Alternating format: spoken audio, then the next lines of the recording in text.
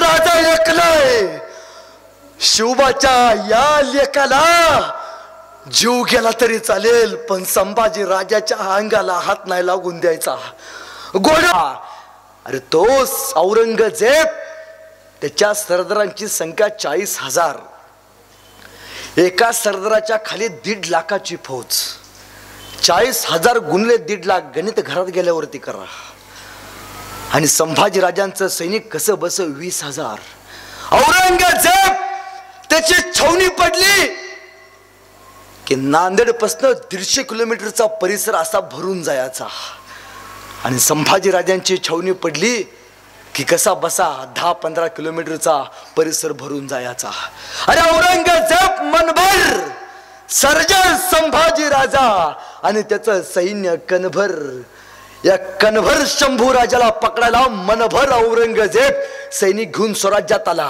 त्यानं आपले सरदार बोलले भीमसिंगगडा रामसिंगगडा सगळं सैनिक गोळा केलं आणि पाठवलं संभाजीराजांच्या अंगावरती. संभाजीराजा घोड्यावरती बसले आणि एक एक एक सरदार त्याचा भीमसिंगगडा रामसिंगगडा महाराजांनी ताणून ताणून मारला. अरे त्याचा तो बहादूर खान सरदार संभाजीराजांच्या पाठीमागे लागला. संभाजीराजा पुढं बहादूर खान माग संभाजीराजा पुढं बहादूर खान माग. पण संभाजीराजे त्याला सापडतात कुठं. अरे त्याला काय माहितीये जगात सगळ्यांचा नाद करा पण घोड्यावरती बसल्या छत्रपती संभाजीराजांचा नाद उभ्या आयुष्यात कोणी करायचा नाही. थांबला वैतागला आणि शेवटी त्या औरंगजेबाला सुचायचं बंद झालं. औरंगजेबाला कळना अरे इकडं शिवावं तर संभाजीराजांनी तिकडं फाडून ठेवलंय. अरे तिकडं शिवायला जावं तर संभाजीराजांनी इकडं फाडून ठेवलंय. अरे कुठं कुठं शिवावं जिकडं बघल तिकडं हार पराभव हार पराभव हार पराभव ऐकून ऐकून चवताळला. शेवटी त्यानं त्याच्या सरदाराला बोलवला आणि औरंगजेब सरदाराला म्हणतोय अरे क्या करते हो खाली खिल्लते फैन के बैठते हो वो कापर संभा उसको गिरफ्तार करो.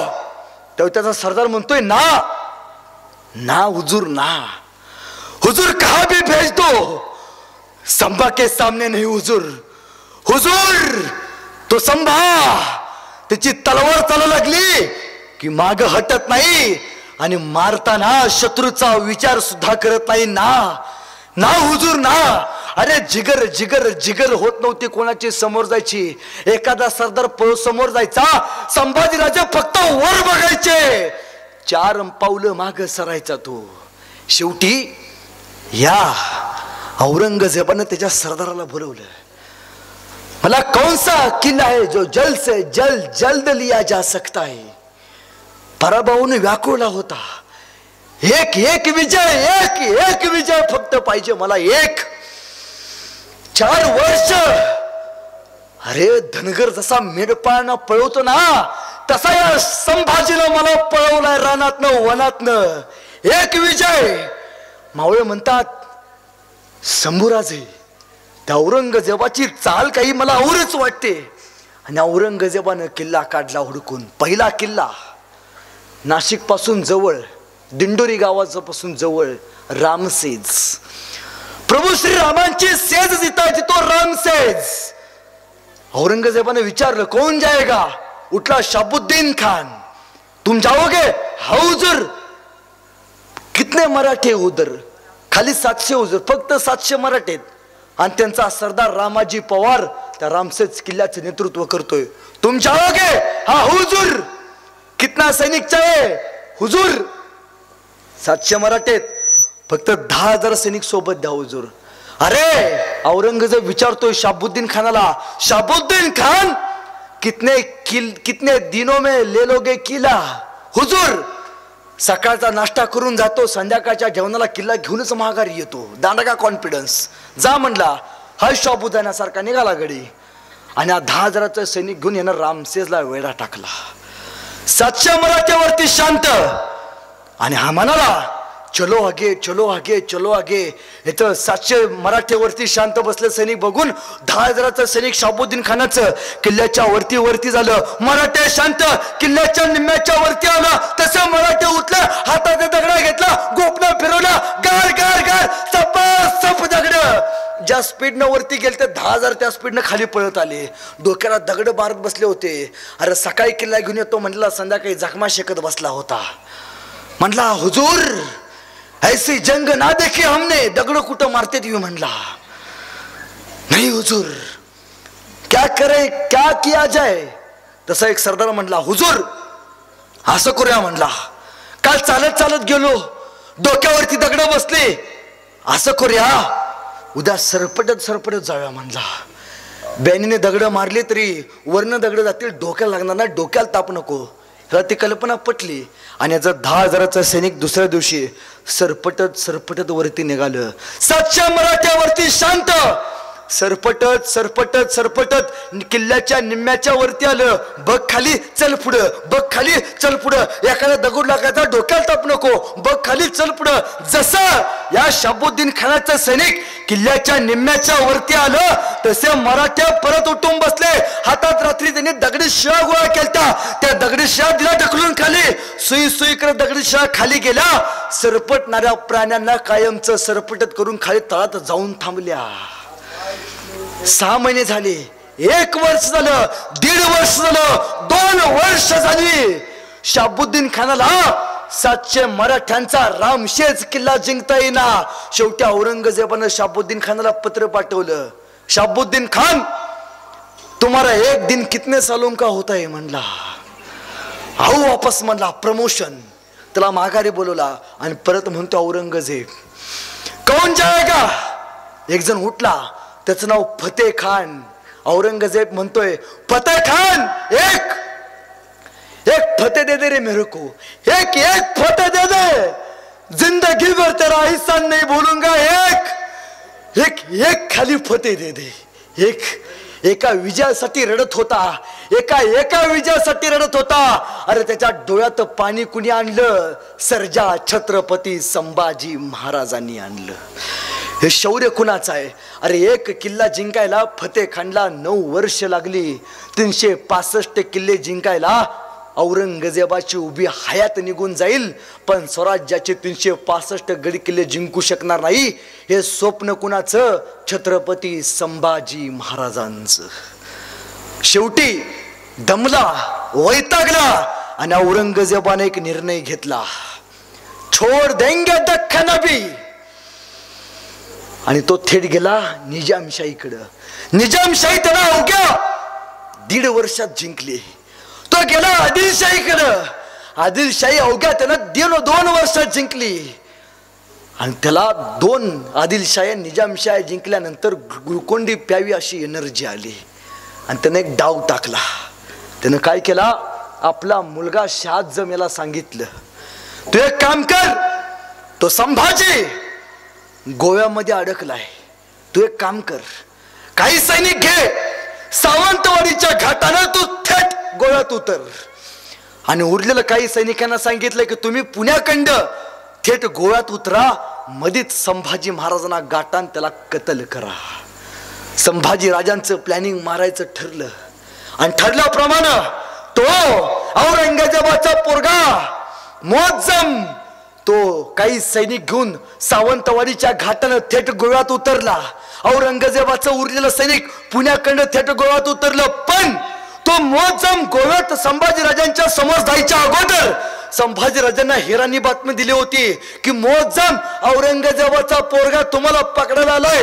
ही खबर संभाजी राजांना समोर कळल्याबरोबर संभाजी राजा थेट घोड्यावरती बसले आणि मुअज्जमच्या समोर जाऊन उभा राहिले. या मुअज्जमला कळायचं बंद झालं, अरे ज्याला पकडायला आलो तोच दत्त म्हणून समोर. काढली तलवार, युद्ध चालू झालं. सपासप. अरे एक सरदार संभाजी राजांनी मुअज्जमचा ताणून मारला. काही सैनिक पळून गेलं, काही मेलं. त्या औरंगजेबाचा सरदार मुअज्जम पोरगा लपून बसला. शेवटी संभाजीराजे तिथून निघून गेले आणि औरंगजेबाने या मुअज्जमला पालखी पाठवली आणि पालखीतनं या मुअज्जमला उचलून माघारी आणला. आपल्या पोराचा सत्कार त्या औरंगजेबानं तत्कालीन काळात 4 सोन्याची हांडी देऊन केला. ह्या औरंगजेबाचा पोरगा प्रश्न विचारतोय, अब्बाजान 40,000चं सैनिक घालून आलो, संभाजीराजाकडे मार खाऊन आलो, तरी पण माझा सत्कार का केला अब्बाजान? तर औरंगजेब म्हणतोय, बाबा त्या संभाजी राजाच्या तावडीतनं तू जिवंत माघारी आलास म्हणून. नाही त्या संभाजीच्या तावडीतनं जिवंत माघारी कोण येतं? अरे त्यावेळी खबर असली उठली होती की कोणीतरी म्हणायचा, तो संभा सैतान है सैतान, ऐसा मारता है, त्याची तलवार अशी चालते की शत्रूला पाणी सुद्धा पाजून देत नाही. आणि शेवटी संभाजीराजे स्वराज्यात आले आणि संभाजीराजांनी औरंगजेबालाच मारायचं ठरवलं. संभाजीराजांनी औरंगजेबाचा अजून एक मुलगा होता अकबर, त्याला सांगितलं, तू एक काम कर, तू आता औरंगजेब निजामशाहीत आहे, तू एक काम कर, जहाजात बस आणि तू थेट कुठं जा, तू इराणला जा. इराणचा शाहबाज दुसरा नावाचा राजा आहे, त्याच्याकडनं काही सैनिक घे आणि तू थेट दिल्लीवरती आक्रमण कर. तो औरंगजेब, त्याला दिल्ली खूप प्रिय आहे, तो दिल्लीला वाचण्यासाठी थेट निजामशाहीकडं दिल्लीला जाईल, स्वराज्य सुरक्षित राहील आणि जाताना आम्ही त्याची मधीच कबर खोदू. ठरलं. मालोजी बाबांना संभाजी महाराजांनी कोल्हापूरच्या संगमेश्वरच्या जवळ पन्हाळा किल्ल्यावरती भेट घेतली आणि सांगितले, औरंगजेबाची कबर खोदायचे. या अकबराला महाराजांनी जहाजात बसवलं आणि सांगितलं, तू काम कर, इराणला जा, सैनिक घे आणि दिल्लीवरती आक्रमण कर. औरंगजेब थेट दिल्लीवरती आक्रमण केल्यावरती जाईल वाचवायला दिल्ली, आणि मी जाताना मध्येच औरंगजेबाची कबर खोदेन.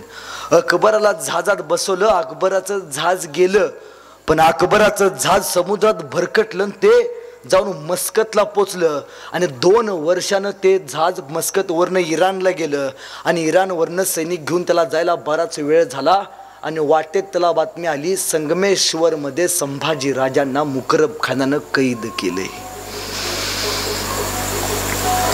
इतिहासात जर तरला उत्तर नसतं. जर त्या अकबराचं जहाज लवकर इराणला पोचलं असतं आणि त्यानं दिल्लीवरती आक्रमण केलं असतं, तर औरंगजेबाची जिवंतपणी कबर संभाजी राजांनी खोदली असती. पण इतिहासात जर तरला उत्तर नसतं. जायला वेळ झाला आणि इकडे संभाजी महाराजांना फितुरीने गिरफ्तार केलं. संगमेश्वर मध्ये संभाजी राजे सायंकाळी बसले होते.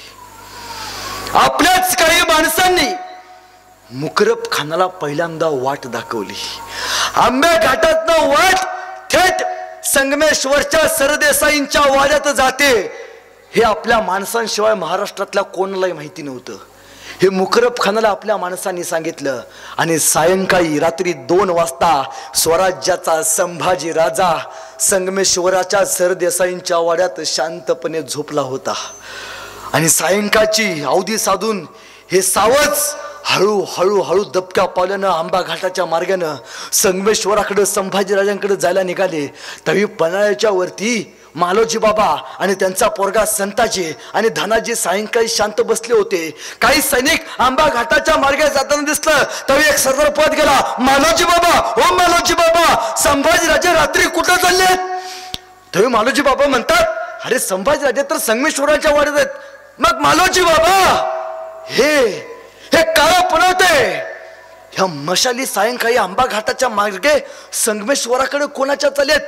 आणि त्यावेळी मालोजी बाबा कड्यावरती गेले आणि बघितलं. मालोजी बाबांच्या लक्षात आलं, अरे फितुरी झालं. मालोजी बाबा आले खाली, अरे घोड्यावरती बसले. सगळं सैनिक गोळा केलं. अरे चला उठा, राजा एकटा पडलाय, आपण लवकरात लवकर वाट काढली पाहिजे. तो मुकरब खान पोचायच्या अगोदर दगा झालाय. संभाजी राजाला वाचण्यासाठी आपण गेलो पाहिजे. मालोजी राजा घोड्यावरती बसले. मालोजी राजांनी एक मधली वाट काढली आणि थेट आपला घोडा सरदेसाईंच्या वाड्याकडे ताणला. मालोजी राजा पळत गेले. अरे पळा, राजा ऐकलाय. शिवबाच्या या लेकाला जीव गेला तरी चालेल, पण संभाजी राजाच्या अंगाला हात नाही लागून द्यायचा. घोडं पळत होत. मालोजी राजांचं घोडं सरदेसाईंच्या वाड्याच्या जवळ आलं. मालोजी राजा पळत गेले. अहो राजा उठा. राजा गलेमाने घात केला. राजे उठले. अरे कोण जिगर?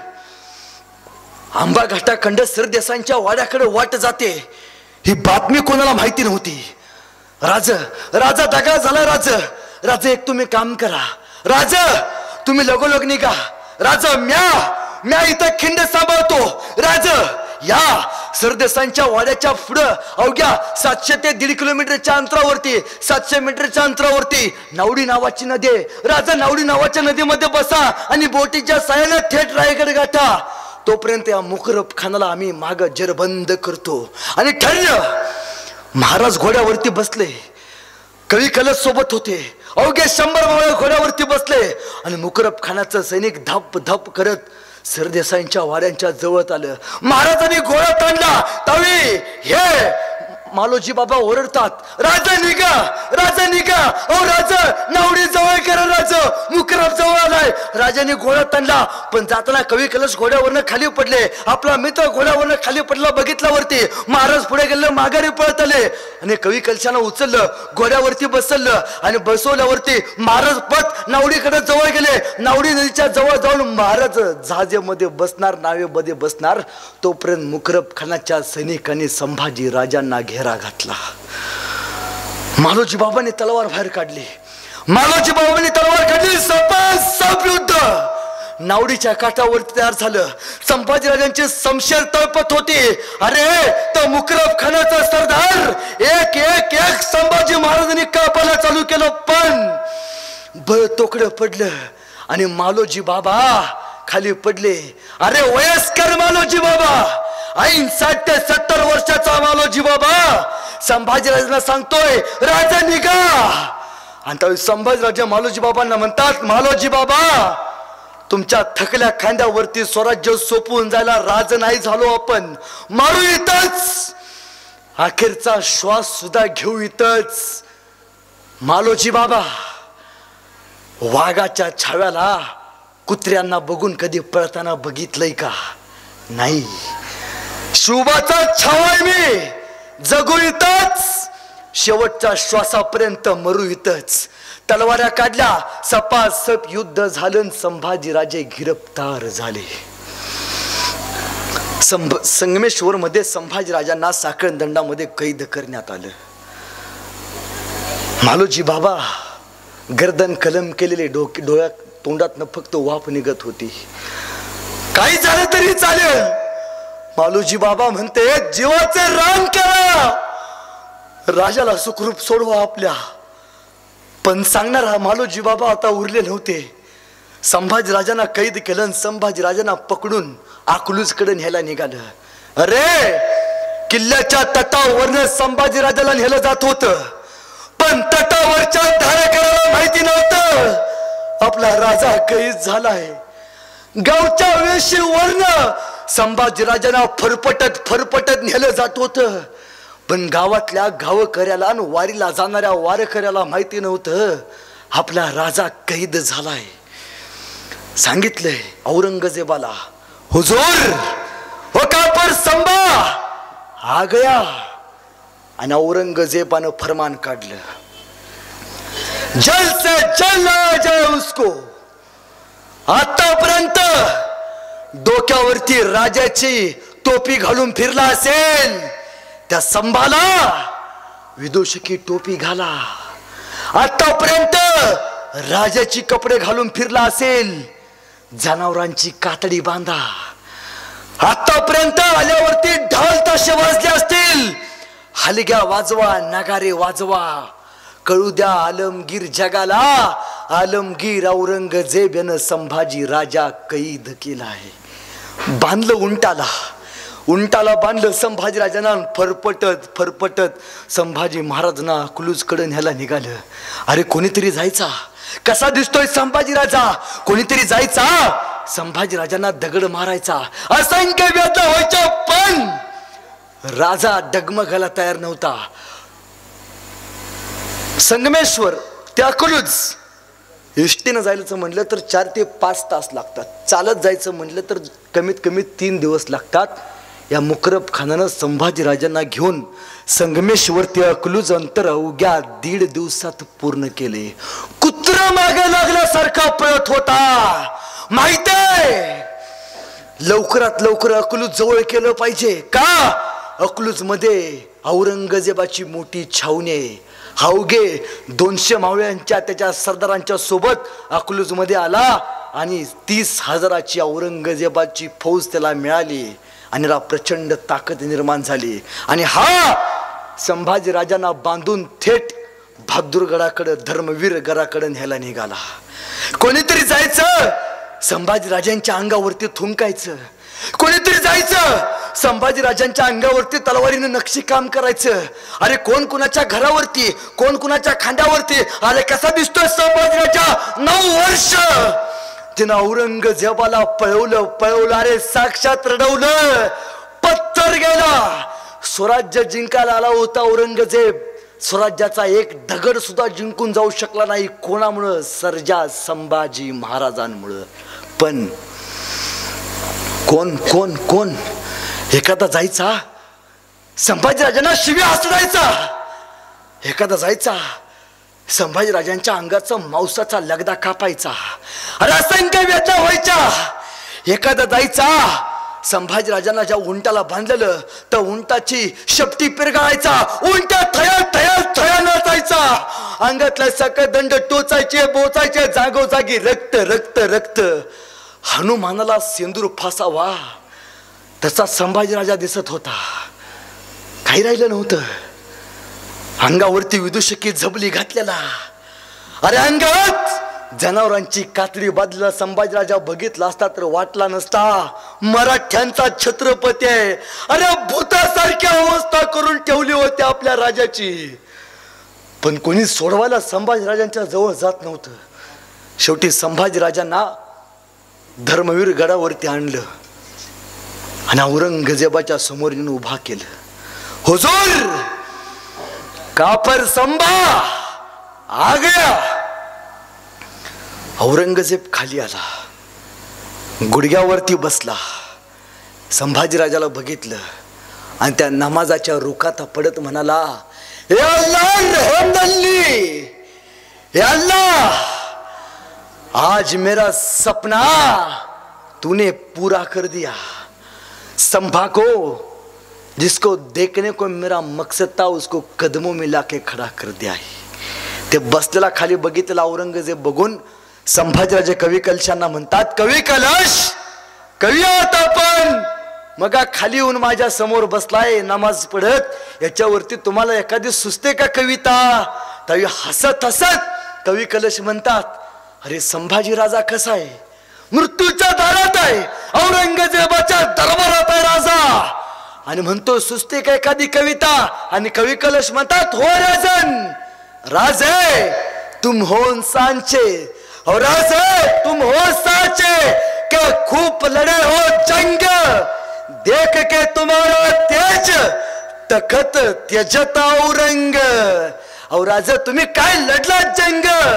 तुमचं ते शौर्य बघून औरंगजेब स्वतःचं सिंहासन सोडून तुमच्या समोर येऊन गुडघे टेकून बसलाय. चुप. आलमगीर के सामने कोई नहीं बोलने का. चुप.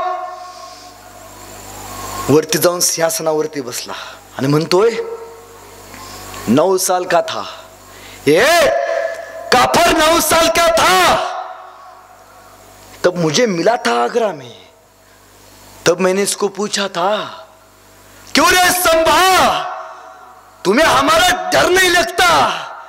तब इस 9 साल के संभा ने मेरे को जवाब दिया था, अरे औरंगजेब हमें किसी का डर नहीं लगता, लेकिन औरंगजेब हमारी वजह से सबको डर लगता है. सच कहा था. आयुष्यात पहिली चूक केली, शहाजी महाराजांना जिवंत सोडलं.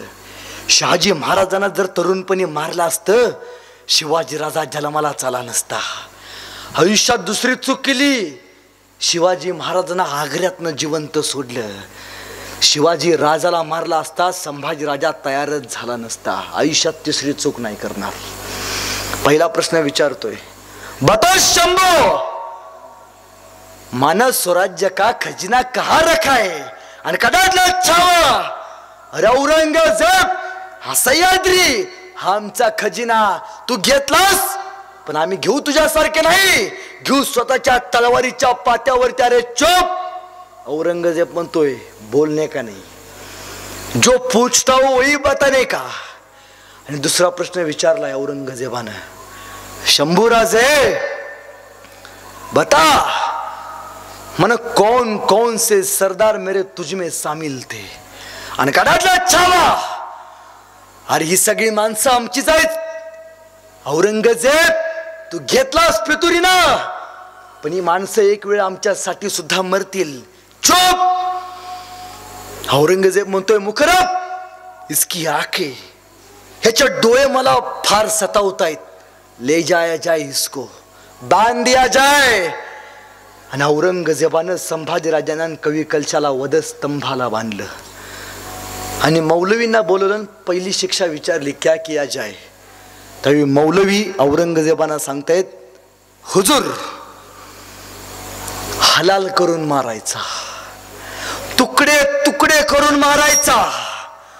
हुजूर पहिली शिक्षा तोटावली, संभाजी राजांचे डोळे काढायचे.